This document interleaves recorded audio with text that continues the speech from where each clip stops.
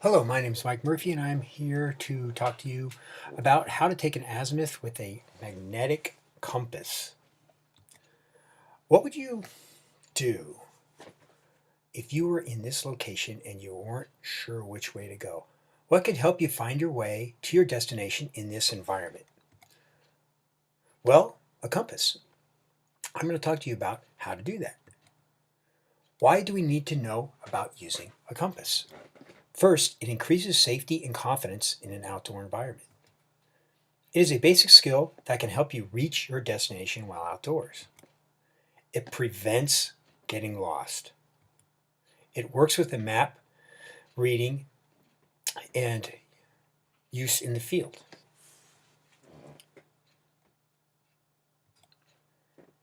It is a common way to communicate your location. It is a fun and engaging skill.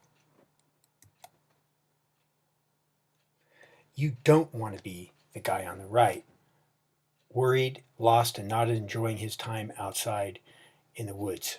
You want to be like our young lady on the left with the compass, confident and knowing which way to go. The objectives for this class. First, explain why we need to know how to use the compass. Identify the major parts of the compass. Recognize the cardinal directions, which we call azimuths on a compass.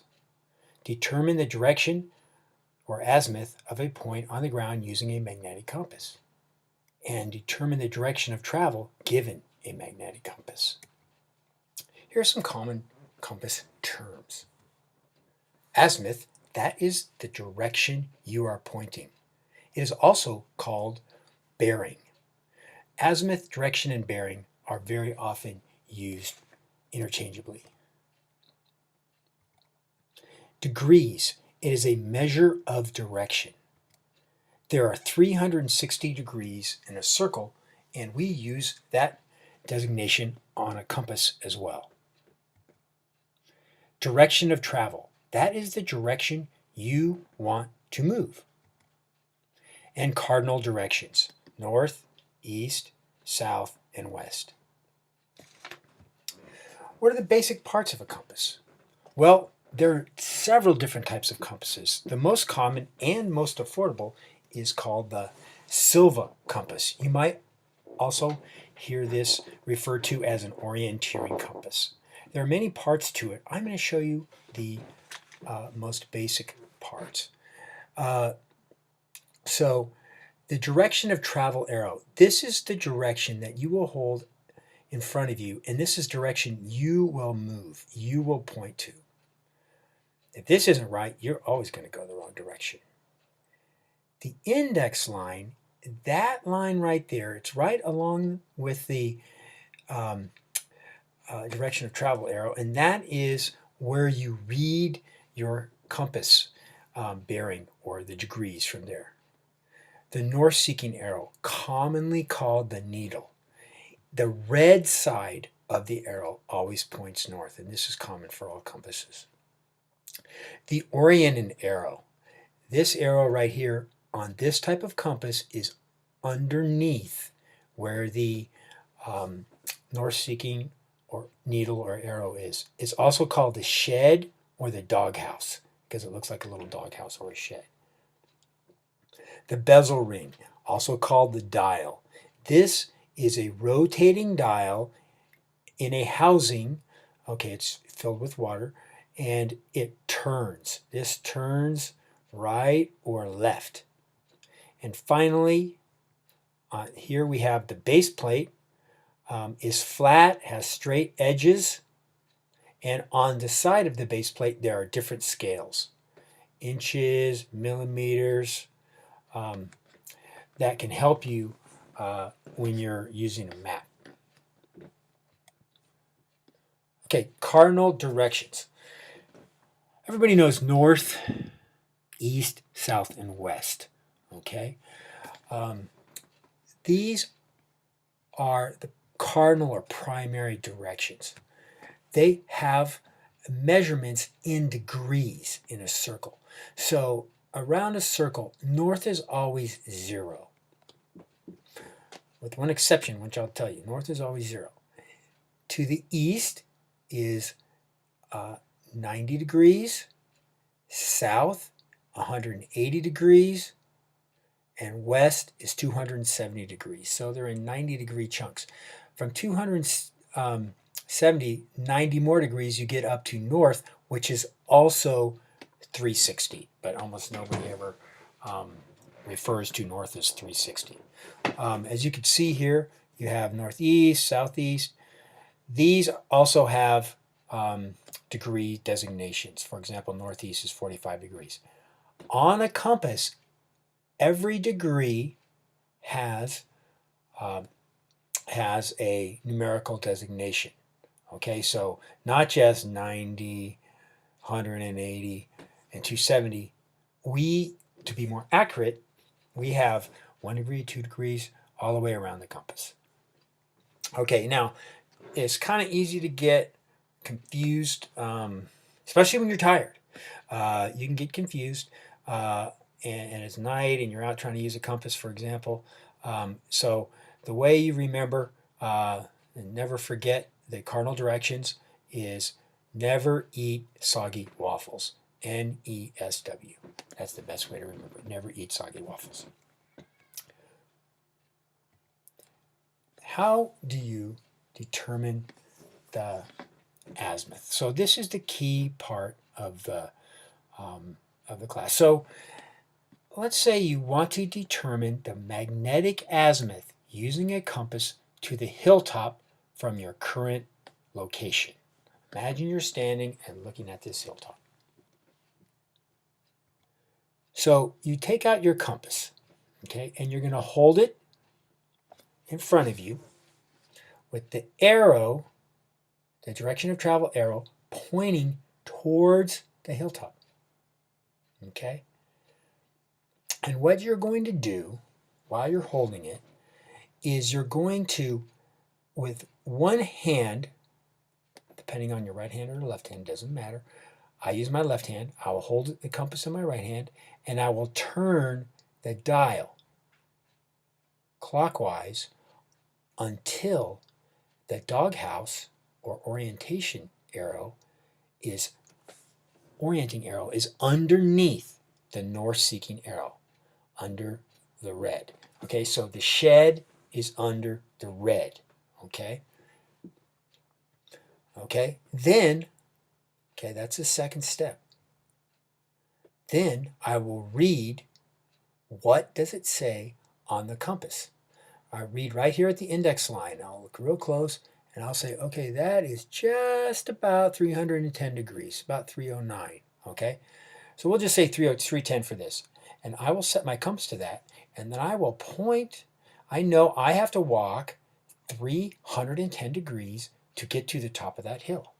Okay, now the good thing about this, if I walk straight, you can see I'm going to be in some forest. I won't be able to see the top of the hill. So if I can take a reading about every 50 meters to make sure I am on the right direction, I won't go and get tangled up in all this thick forest. I'll keep going basically straight, okay, up to the top of the hill. Okay, that is how you move with the compass if you're going to move straight to your target. Okay, so let's say you do that. You make it to the top of the hill. All right, so here's your second scenario. Now it is getting a little bit late and you want to get to the cabin. Okay, you want to get back to the cabin where you're going to meet with one of your friends. You have reached the hilltop, and now you have to get to the cabin that is 60 degrees and 300 meters from the hilltop. Now we're going to assume that you can estimate about 300 meters, about 3 football fields. Okay, and you also know there's a road there, so you know when you hit the road that you're getting close, even if you're a little off. The distance is a separate lesson, but this is basically on direction and azimuth. So you are going to need to walk 60 degrees from the hilltop to the cabin. Okay? You cannot see the cabin from the hilltop. Okay? So this is what you do. You hold your compass pointing level in front of you, just like before. You turn the bezel ring or dial so it reads 60 degrees on the dial. Okay, right from the index line. And now what you'll do is you'll turn your entire body so that the red arrow is underneath the orienting arrow. Okay, it's called put red Fred in the shed. So if red Fred is the needle, okay, you're going to turn your body so that the magnetic needle, the red arrow, is right over the little shed or the red dog in the doghouse. Okay, then you're going to move to your destination. You're going to check that you're staying on 60 degrees about every 50 meters.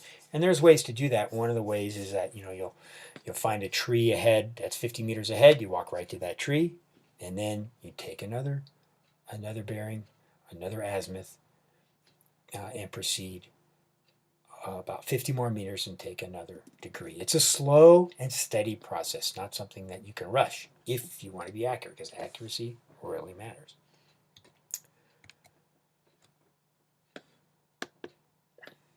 Here are some helpful hints.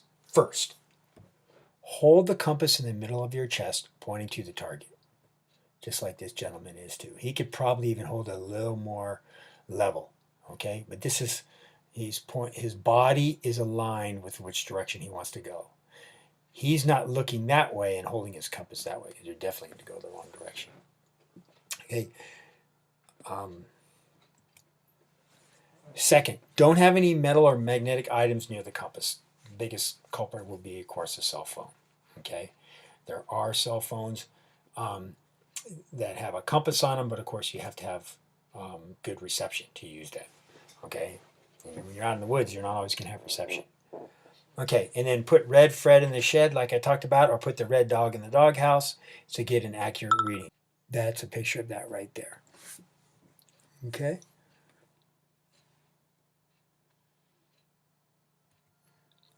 And finally, trust the compass. The compass is not going to lie if you do it carefully. Just because you think it's a certain direction, you can get a lot of trouble by thinking the compass is wrong and going the wrong way. Okay, conclusion. Knowing how to take an azimuth with a magnetic compass can make your adventures in nature more safe and enjoyable. This skill improves with practice, so give yourself time to improve. Start out with something easy and then move to more complicated navigational exercises. It should be combined with other safety techniques when in the outdoors, such as hiking with a friend, bring a charged cell phone for emergencies, let someone know where you're going, and bring water, a snack, a light jacket, and a first aid kit. Okay, I hope you learned a little bit about the how to use the compass and take a take an azimuth with the compass.